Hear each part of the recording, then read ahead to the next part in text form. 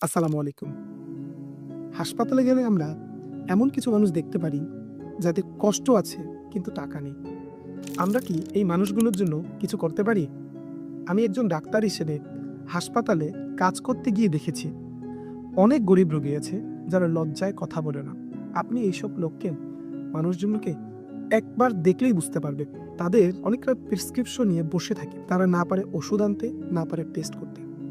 আচ্ছা, আমরা কি পারি না এই সকল মানুষের পাশে একটু দাঁড়াতে? কিন্তু আমরা চাইলে সহজ কিছু কাজ করে তাদের পাশে দাঁড়াতে পারি। প্রথমত, সম্মান দিন। গরিব মানে ছোটলোক নয়, তারাও মানুষ। তারা শুধুমাত্র আর্থিকভাবে অসহায়। তাদের সাথে সুন্দর করে কথা বললে তাদের কষ্ট অর্ধেক লাঘব হয়ে যায়। দ্বিতীয়ত, আপনি পথ দেখান। গ্রাম থেকে আমি আমার প্র্যাকটিস জীবনে দেখেছি এমন অসংখ্য মানুষ আসে যারা আসলে জানেই না হাসপাতালের কোন ডিপার্টমেন্ট